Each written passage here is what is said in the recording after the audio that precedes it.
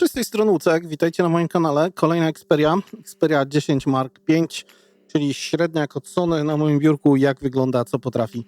Pierwsze wrażenia. Dotarła do mnie wersja lawendowa. Jest jeszcze biała, czarna, jak się nie mylę, więc inne odcienie tego telefonu też możemy dostać, no ale mamy tym razem lawendę. Jak wygląda? Na pierwszy rzut oka, jak to w przypadku telefonów od Sony, proporcje 21:9, czyli telefon jest dłuższy niż szerszy. Co widzicie? Da się zrobić aparaty, które praktycznie można powiedzieć, że nie odstają. No i to u Soniaka jak najbardziej dobrze wygląda. Mamy USB Typ-C, mamy na dole mikrofon, mamy czytnik linii papilarnych w przycisku. Tak to, jeżeli chodzi o biometrię, Sony rozwiązuje. Przyciski głośności, przycisk oczywiście ten od biometrii, od dotyku jest też przyciskiem power, mikrofon, jest mini jack, to jak najbardziej na plus, gniazdo na kartę SIM i co my tu możemy włożyć? Albo SIMkę, albo microSD. Taki zestawik tutaj nam Sony daje, nie trzeba żadnego dzynksla, niczego, po prostu możemy wyjąć to bezproblemowo paluchem. Jest uszczelka, więc jest też wodoodporność, o tym pewnie później. No i co? Co mamy na froncie? Na froncie dostajemy ekran. Jak już Wam powiedziałem, w proporcjach specyficznych było 21:9. Jest to OLED 6,1 cala, rozdzielczość 2520 na 1080. No całkiem ładnie bym powiedział świecący. Jeżeli chodzi o same ustawienia wyświetlacza, zobaczmy, czy coś tutaj możemy porobić. Możemy podziałać z trybami, jeżeli chodzi o obraz oryginalny i standardowy. Jest balans bieli bardzo dobrze i to taki szczegółowy dosyć. Tu możemy sobie wszystko ręcznie poustawiać. Nie automatyczna jasność. Można sobie to włączyć. Ciemny motyw, jak to OLED sugeruje, również odpalić. Tryb jednej ręki. Sterowanie podświetleniem. No spoko. Podświetlenie nocne.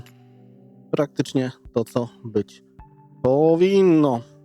Ekran, no, już powiedziałem, ładnie świeci. Zobaczmy tego trochę ciemniej.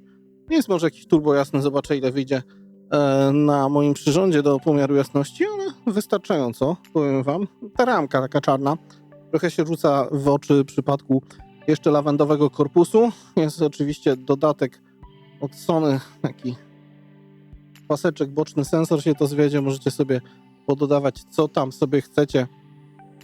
Jak ktoś lubi tego typu rzeczy, no to fajnie. Sony nie wrzuca śmieci za bardzo, bo macie praktycznie Androida i to, co jest reszta, to jest doinstalowana przeze mnie, więc to jest jak najbardziej na plusik. Co jest sercem tego smartfona? Snapdragon 695. Kiedyś już to było. 6 GB, mogłoby być 8, 120 GB pamięci wewnętrznej i możecie rozszerzyć to do 1 terabajta. Tak to wygląda, jeżeli chodzi o specyfikację. Co się rzuca? Pudełko, czyli dostajecie kawałek papieru i nic poza tym. Nie ma kabla, nie ma ładowarki, nie ma nic.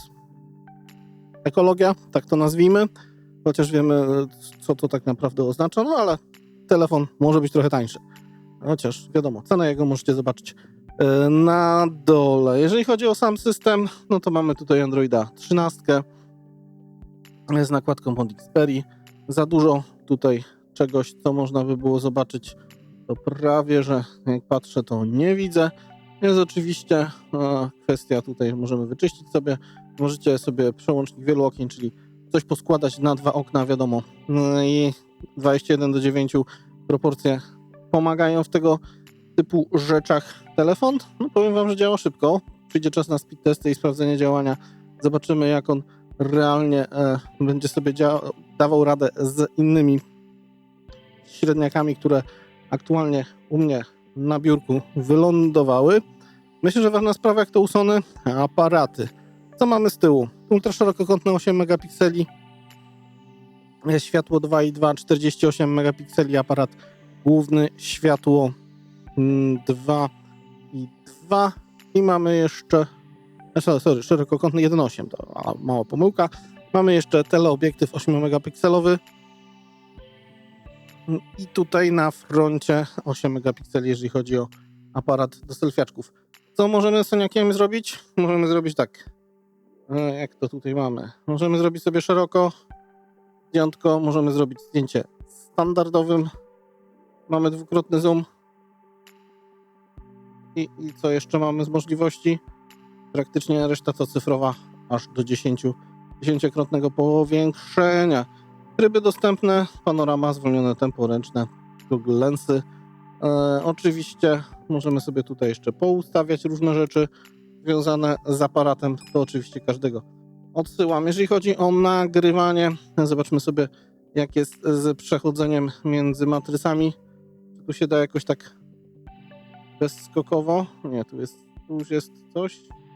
1. O, tu widać było przełączenie aparatu, a tu już cyfra leci. Czyli jest mały przeskok. W szczególności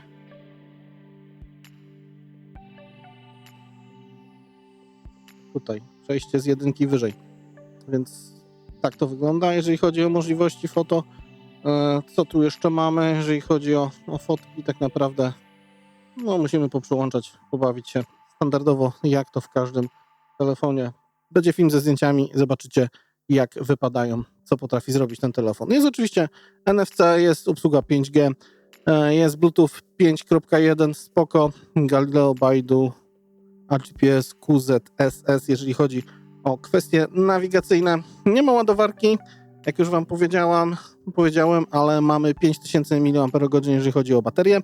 Jest ładowanie 25 W, Quick Charge 4.0, Corning Gorilla Glass na froncie, jeżeli chodzi o kwestię szkiełka. No i sam telefon, powiem wam, że jest dosyć lekki, waży tylko 159 gramów, więc w ręce za bardzo go tak naprawdę nie czujecie.